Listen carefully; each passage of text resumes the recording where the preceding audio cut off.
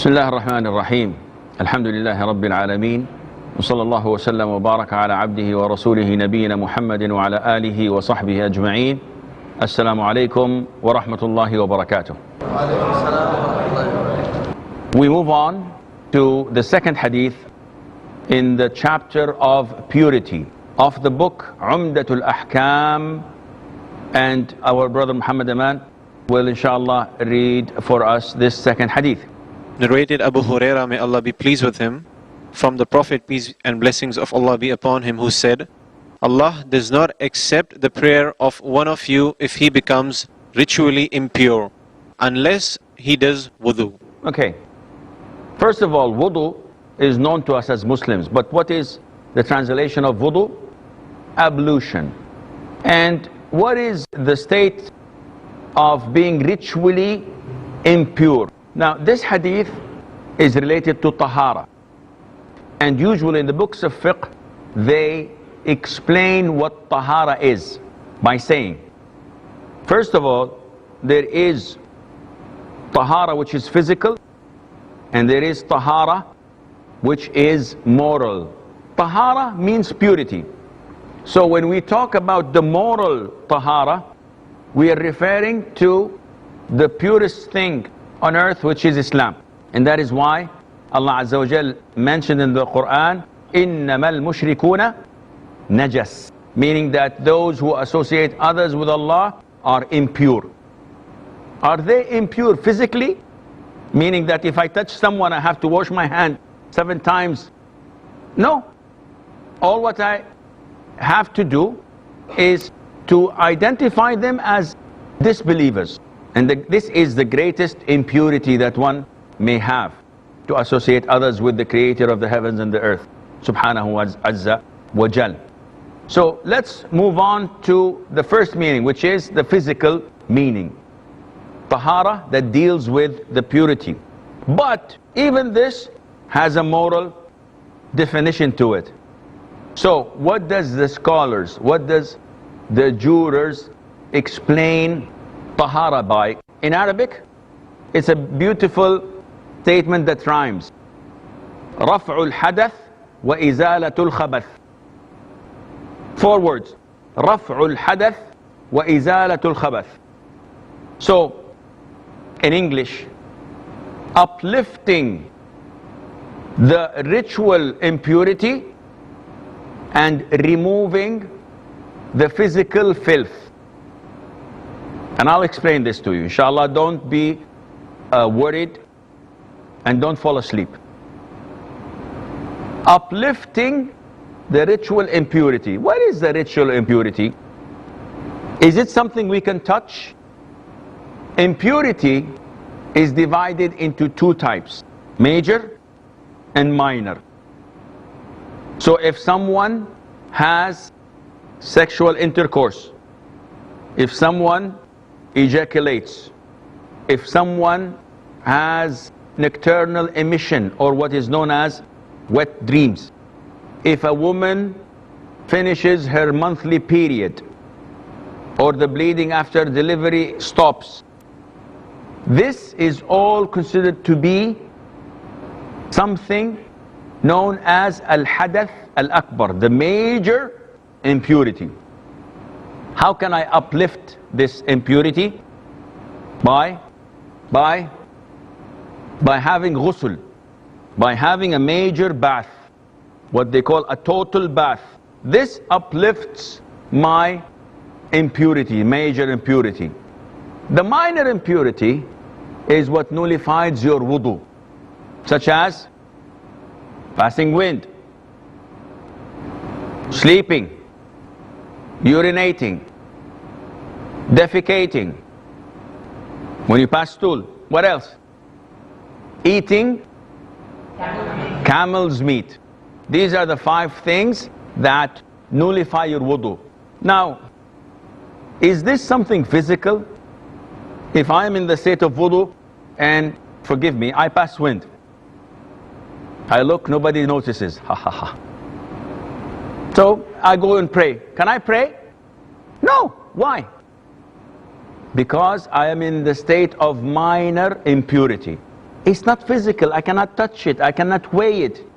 Yes, but it is a description that in order for me to stand in front of Allah and pray, I have to perform ablution. This is how important prayer is. Not whenever you want, you just pray. You have to clean yourself, you have to follow a certain ritual so that you can be eligible to pray. Not anything that goes. And therefore, it is a condition for prayer to perform ablution. So the Prophet in this hadith is telling us that Allah does not accept the prayer of you unless he performs wudu. If I perform ablution, then I can pray. Now, this is the minor and major impurities and how to uplift them. But what is the second part of purity? Removing the filth, removing the impurity, and this is physical, such as washing the private part. Touching? Washing the private part. No. Wait, okay, after passing urine or urinating or defecating, removing the filth. What do I mean by that? Give me examples of filth.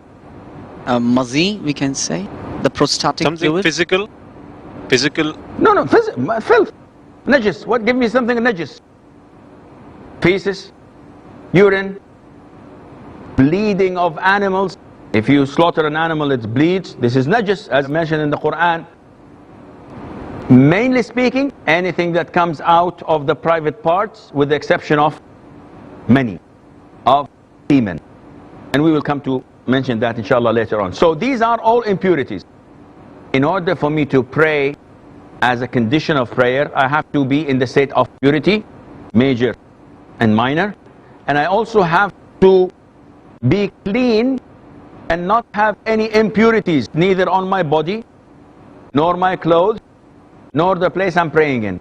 Three things. So this is purity in all the jurors' books. Two things: uplifting the ritual impurity and removing the filth or the impurity or the najasa. And we've talked about the ritual impurity being major, you have to take a bath, or minor, you have to offer ablution. And we spoke about removing the najasa from your clothes, from your body, and from the place you pray in. And we will come to mention this insha'Allah. Right. Now, Allah does not accept our prayers if someone is ritually impure until he performs wudu. What is wudu? It's ablution. What is ablution? Is it mentioned in the Quran?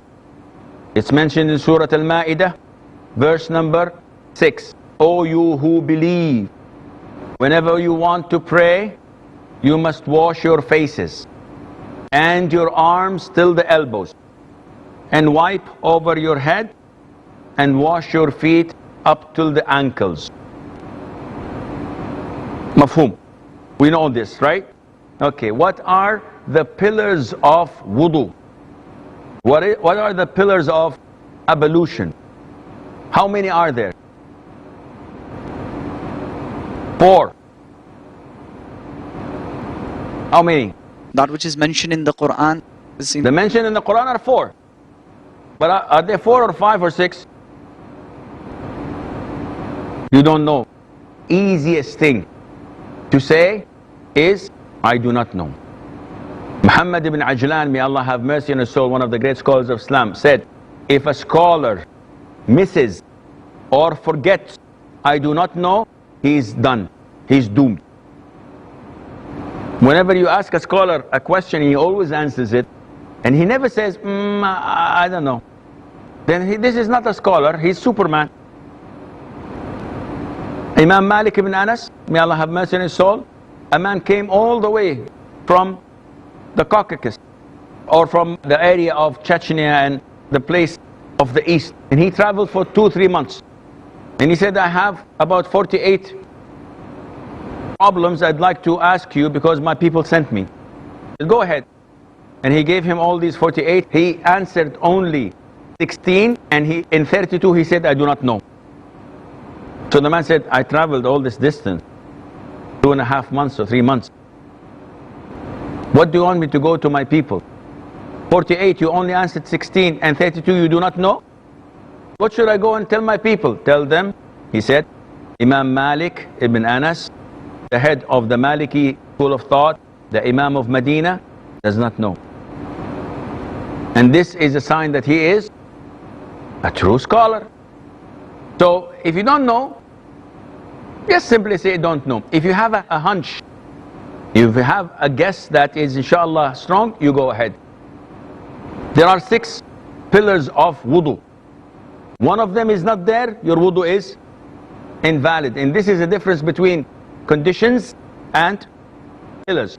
Pillars are part of the ibadah. If it does not exist, your ibadah is gone. Are there pillars in prayer? Such as intention. Did we say that intention was a pillar or a condition? It's a condition. Takbiratul ihram, standing up, ruku', sujood, all of these are pillars. If someone after finishing prayer says, I should have prayed 4, I prayed only 2, yallah, inshallah tomorrow. No, go ahead and pray. I forgot to prostrate.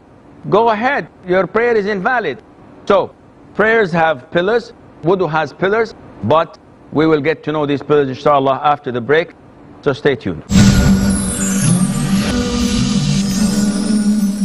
Assalamu alaikum and welcome back. Just before the break we said that ablution has how many pillars? 6. Now okay, your vision is good, because usually when I do this with the people and I say how many, they say 4. How many? They say 2, and without thinking. No, you have to think before you talk. There are 6 pillars. 4 are mentioned in the Quran. Washing your face, washing your arms till the elbows, wiping your head, washing your feet up till the ankles. And also scholars said washing the face includes rinsing your mouth and sniffing and blowing your nose. So these are 4. They said yes, there is a 5th one. What is that? This is order. What do you mean by order? You cannot start with your feet and then your face. It has to be in the same order mentioned in the Quran. Face first, hands, head and feet. So this is the 5th pillar, okay? Understood? Yes? And the 6th pillar, can I guess? The 6th pillar? You want to say the 6th pillar? Inshallah. No, I'll deprive you from that. I want to say it myself. The 6th pillar is sequence or continuity, you may call it. What do we mean by that? That you do not leave a pose. I'm making wudu. I wash my face, wash my right, wash my left, wipe my head, and feet are left, the phone rings. I go out, Assalamu alaikum, alaikum salam, bye, how are you, what's happening, what's you doing? Did you visit your mom? Yes, she was asking about you. How about your uncle? Where are we spending the night tonight? There's a lecture, I'm going, okay. And I spend like 5 minutes with the guy. And I go back to the toilet. Okay, where was I? Yes, I had feet left. I wash my feet. Say, wait. No good. Why? Look at yourself. The limbs are dried. There is no water or moist on your face or your limbs. So what? So no, you have to have it in sequence. You have to be continuous. So this is the 6th pillar of wudu.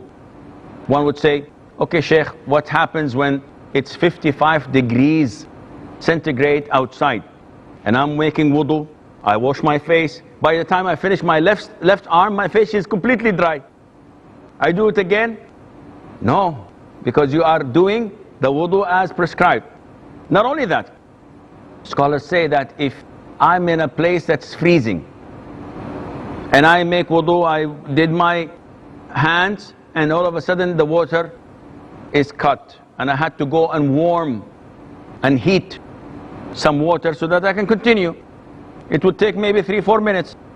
Do I have to do the wudu again? No, because I'm working for the sake of wudu.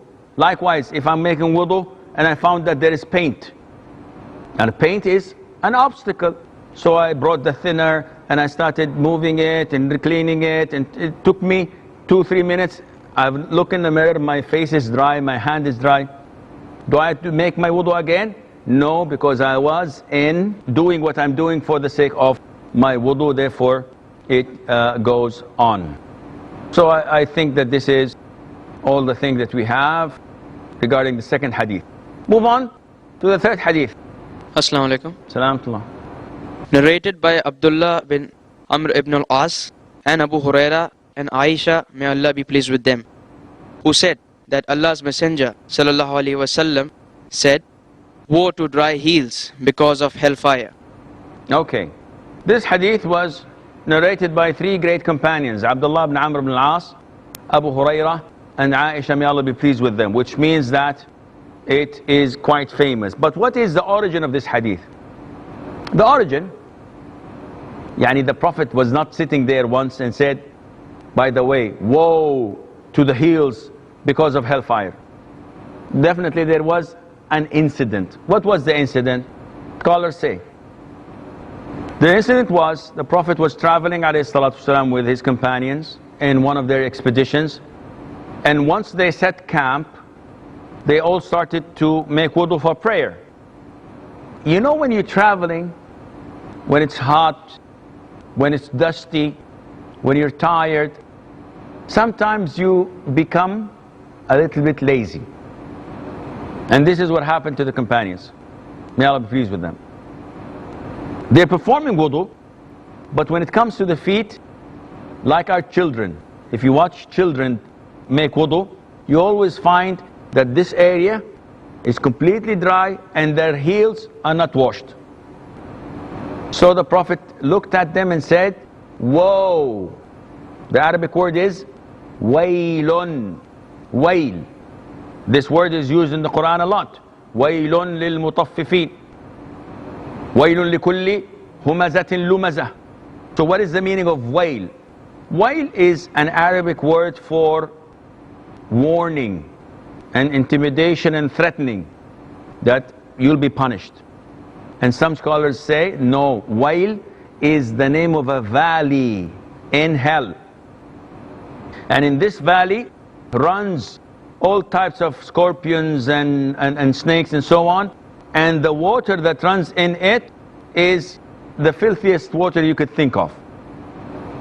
So Allah Azza wa Jal is warning us of these things, meant that those who do not offer, those who do not perform an accurate and perfect wudu, they will be punished in hell. Why?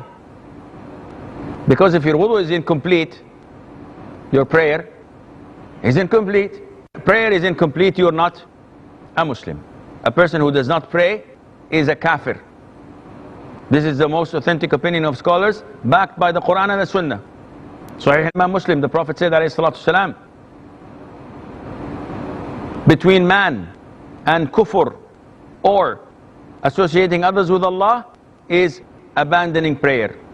Abu Dawood narration, and whoever abandons a prayer is a kafir.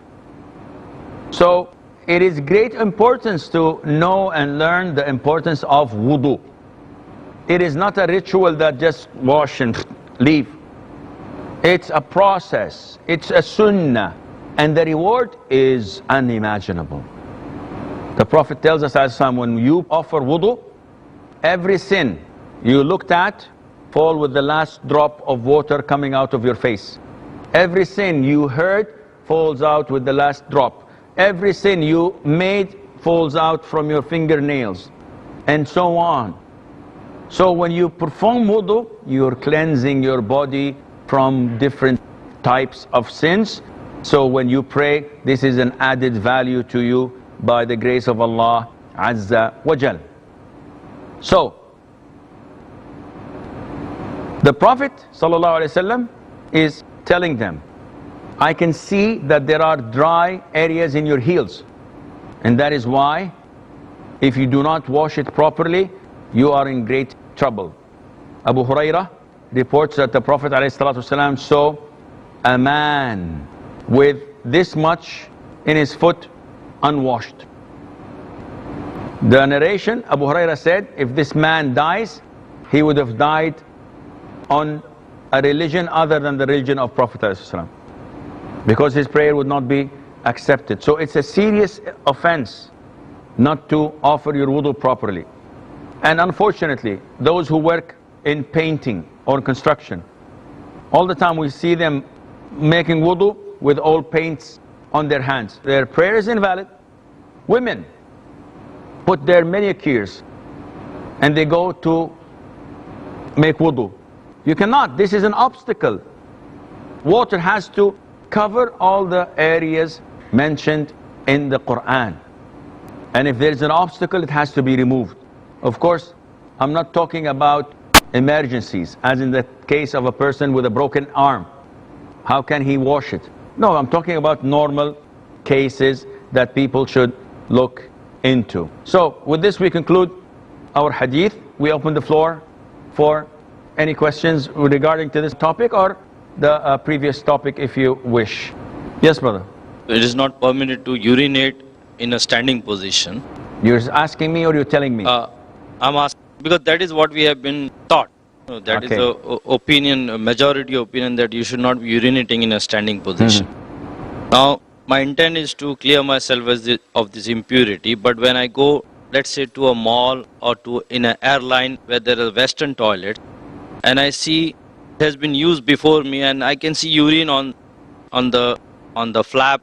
Now, I'm not comfortable in using that flap, but my intent is to, my intention is to, so if in that situation, if a person urinates in the standing position, given the intent that, does what? Okay, I get your question. Thank you. And it would have been simpler if you said, is it permissible to urinate standing up or not? And I would say, yes, it is. Simple. The Prophet himself, ﷺ, in the authentic hadith, came to something like a junkyard, and the hadith says, urinated standing up. So the Prophet did it, ﷺ, you should not ask twice. However, there are hadiths that Aisha said, whoever tells you that the Prophet urinated standing up, he's a liar. Scholars said that this is what Aisha, may Allah be pleased with her, knew, but not what the Prophet ﷺ did.